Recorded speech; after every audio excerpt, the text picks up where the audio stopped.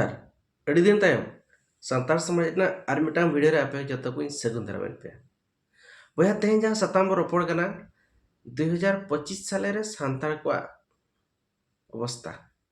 अदो इन लेखा के आपे को पे एकमतो जे 2025 साल रे सानतार को वा अवस्था उन भागी रे बांग चलाव लेना मेखान राष्ट्रपति अबोई सीएम हेमंत सीएम मोहन नाम कते रहो सानतार को अड़ी ढेर दुख हरकत रे मेना को अड़ी ढेर दुख हरकत तको पलम किया 2025 साल और नोआ हो रस्के रना कथा कना जे नुना दुख रे हो अड़ी गान सानतार अतु रे अड़ी गान गखुड़िया को 2025 साल रस्के सतला विदाय कते 2026 को अपनार किया आपे को लेका कि इना हो आस तहन कना 2026 साल तबो नायते नापायते आर जतो होड़ा पलममा अदो एरा मने तिने गान दुख हिजु बुझवा जे 2025 साल रे चे दुख को अब को गोटाव कना आपे को आर इन को हो तिने गान नोरना उहे दोह लगी नो वीडियो आपे को समारी अगु किया जहां 12 साल ताहे कना बामा 12 मास 2025 साल मेखा नोआ 25 रे हो जतखन कुसी ना कथा दो ऑलचिकी साय सेरमा बो मना बता किया मेखा नोडे भारत नि प्रथम नागरिक राष्ट्रपति बगुले दे हो नुना गान बुद्धिजीवी गांवता मजी परगना महल राइटर एसोसिएशन साथे साय साय संगठन छुटकेटिए नुकु का कुरुमुटुते नुना बसय सपराले रेहो 2025 रे नोआ रेना फड़ा फड़ो नोआ रेना अर्जो बाबा नाम का लेका बुझब कना आ नोआ ना रिपोर्ट बड़ाय जखन आबुरिन चेते दिए को वा एडमिशन रेना रेट एडमिशन रेना तिना तको ढेर कना ऑलचिकी प्रति आकवा दाया दुलेर आकवा दुलेर तिना सरसाव कना बड़ाय ओना मेखा नोआ लगित ते आबो जहां तिना टाका बो खर्चा का पंडित रघुनाथ मुर्मुआ जन्म ठावरे चे आर नोआ को लगित जहां तिना आबो कुरुमुटु लगित जहां तिना टाका बो खर्चा का नोआ रेना खर्चा रेना सुद मुड़ बाबो नाम का मेनते इन दो आसी होया और जतखन दुख ना कथा तो 100 शर्मा ऑलचिकी हिलो बामा ऑलचिकी साले रे ऑलचिकी ना 100 शर्मा साले रे जे राष्ट्रपति लेकानी पावरफुल अधिकारी हो बामा मिटी गमके हो नोआ रेना नेलो लेकाना कमी हरा बाय कमी दाय कावडा और नोआ खन दुख अब आर चेत बो मेन दाया हुए तो अब को उन जुमित बचुआ संगठन रे राचा रपाचा रेरार सिरजो कते रे अब मेना कत बना ऑलचिकी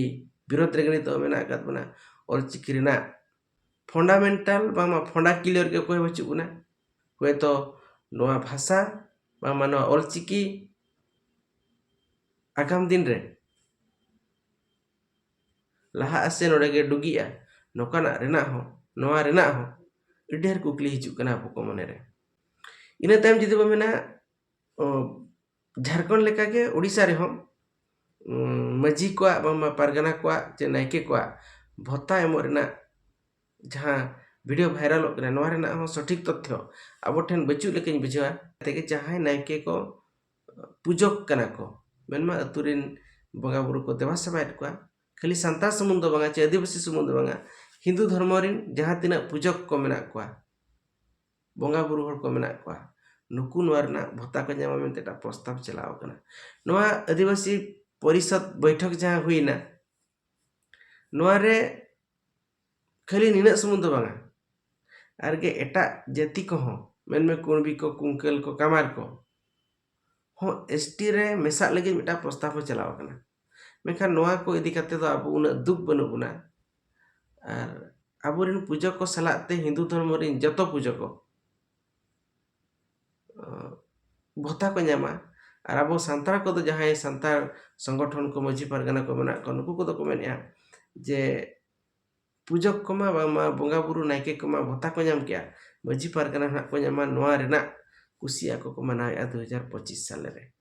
उड़ीसा पनत केउझर जिला रे जहाँ 100 सेरमा ऑलचिकी मानाव हुईना नोआ रे सिरा मंत्री हेज लेनाय मेखान उनी हो खास ऑलचिकी इदी कते ऑलचिकी ओडिशा से प्रचार प्रसार लगिते चेतन प्रसाद माझी जहाँ चिका ले तहन मोहन चरण माझी दो हुए तो बाय चिका दाय लेका हो नेलोक कना चिकाते नोआ मांग रे होय घोषणा ले तहन जे प्रथम खन ऑलचिकीते बही छापा 26-27 सेशन आरंभ लगित एतहब लगित मेखान नोआ इदी कते ओडिशा सरकार ठेन नोकाना लाहांती कमी हरा अरि नेलोगआ। तेसार कथा लेकाते दो आलोचनाया जे 2025 रेगे ओडिशा रे मिडी माझी सरकार अंतरराष्ट्रीय माझी सरकार मेनते मिडी संगठन हेज लेना और नुई मेने था जे आबो नागरिकत्व बगी काते आबो गे दिसम रे मालिक आबो आबो जतो बन्यामा जतोआ आबो बन्यामा आबो दो नोआ दिसम रे मालिक कना बो नोआ कथा मेन काते उनी नितो पश्चिम बंग खन को जेल का दिया तो नुई माझी सरकार जहाँ ओडिशा रेगे सांतार को ठेन आजा राजुती जाहिर तहने मेखा नुई नितो ए 2025 साल रे नुई नितो ए हपित ᱧᱚᱜ कना हुए तो नोआ रेना रूप चेलका चो हिजु आगाम दिन मेन दाया मेखान अब यदि मेना सिंगल अभियान सला नुई माझी सरकार के प्रच्छद नायक लेका हीरो लेका लड़ाई कान तहन सिंगल अभियान सला मेखान नुकु नितो को हपी कना 2025 साल रे जदि हंडी रना कथा बो मेना हंडी रना व्यवहार तिना गान अतु रे जा अपेक्षा कम करा मेनते इन आसिन दोहया मेनखान नोना सरी प्रमाण बांग नाम रेहो तिना गान अतु रे हंडी रना व्यवहार निहाती कम कना साथे भांडान रेना अरिचली को तिना गान कम अरु फेराव कना मेखान जहाँ रे भांडान पे पुन दिन हुयु कान थान ओंडे भांडान मितिन बखान बारसिंग रे हुई कना साथे भांडान ना जहाँ रुमु कमी मेनमा रुमु लगिर होड़ के बाको ᱧᱟᱢᱚᱜ कना और जदि को रुमु कना जहाँ को बुल भुतरे कना को जहाँ को नोआ समाज बारेते उन धारणा बचुआ भविष्य अब पीढ़ी इदी कते आको लक्ष्य बचुआ आको चिंताधारा बचुआ नोकान होड़ को रुमु कना जहाँ को हिस्सा सुये डेढ़ी जुगनी को चिताने विश्वास तक मेना नुकु होड़ को रुमु कना मेखान हुए तो आर 5 वर्ष भितर रे अब को भांडान रे जहाँ रूम हुयु कना नोआ रूम दो हुए तो बन दाड़ेया ओडिशा पनत ना जहाँ भांडान कमी हरा जदि मेना वर्षा सारा हुयु रे डिसेंबर खन जनवरी फेब्रुआरी धबी जस्ती हुयुआ मेखान मिडी हाड़ा कथा नोआ नेलना निया दा भांडान रे अब बडाय करके 6-7 मास मांग रे मिडी भांडान इदी कते मिडी जगह रे बामा भीमकुंड सरस्वती तुपनी घाट रे सिंगल अभियान रिन परिवार ओने को भांडालन खातिर को ओना को जति के को ओना को छुती के को नोआ खातिर अडी डायरेक्ट कटड़ होइना केस के पेस होइना जे चिका मेटांग बिन हडीते भांडान होड़ नोआ घाट रे तुपुयाय नोकाना मिटी कथा रकाबना मेखा नोआ जे चलान डिसेंबर 30 तारीख ओना सुत्ती घाट खन जस्ट 3-4 किलोमीटर चेतान रे जहाँ किंतु जोड़ा तीरेव घाट को मेता कना नोडे रेहो बामा नोडे हो सिंगल परिवार होड़ के नोडे भांडान को मेना नोडे को तुपु किया मेखान नोडे दो उनको होड़ को उनका चेरो मिटंग एटकेटोने बामा उनका रिएक्शन के बांग हेज लेना घाट पिछी बामा दिरही पिछी चिदा आवा राजनीति तबो बंगा बुरु तबो बदल गया अरु फेराव गया मेखान मेटांग घाट रे दो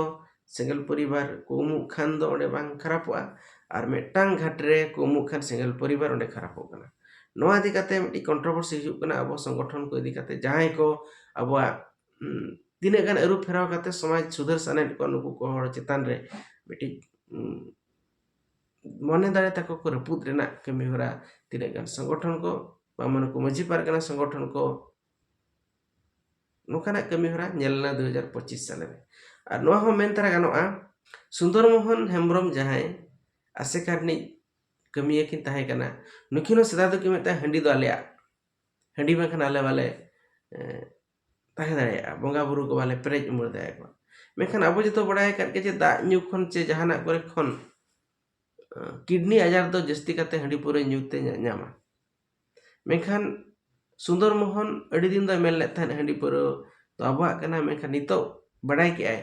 जे हंडी पुरे ᱧᱩते किडनी आजार ᱧᱟᱢ करनाते तो किडनी केयर सेंटर रे खुले किया। हंडी पुरे ᱧᱩते आजार अचो लेको खाने रोगा अचो लेको आय ठेन को चला कते को बेसोमा। नोकाना तिने गान संगठन रे हड़ को कमी हरा कना। नोआ सलाते जहां तिने मजी पारगना मोहल मेनाया, राइटर एसोसिएशन मेना कोआ, नुकु को हो साथे नोय ना पंडित रघुनाथ मुर्मू जहां ट्रस्ट को बनाव का सासेरमा को मनाव किया, नुकु करेना हो तिने गान स्वार्थ ताहे कोआ। माने समाज लगे स्वार्थ दो निज व्यक्तिगत लगे स्वार्थ। आदो नोकाना अबुआ 2025 साले रे बो नेल किया। आदो 2026 साले रे चेत लेकाना घटना घटनोक कना, चेत लेकाना घटन घटाव कना, ओना हो नेल काते ना आबो को समारी हिजुग गया। तेजा वीडियो नेडे को मुचे दिया। आर के दोसर वीडियो रो जपामा, सलाम को जोहार।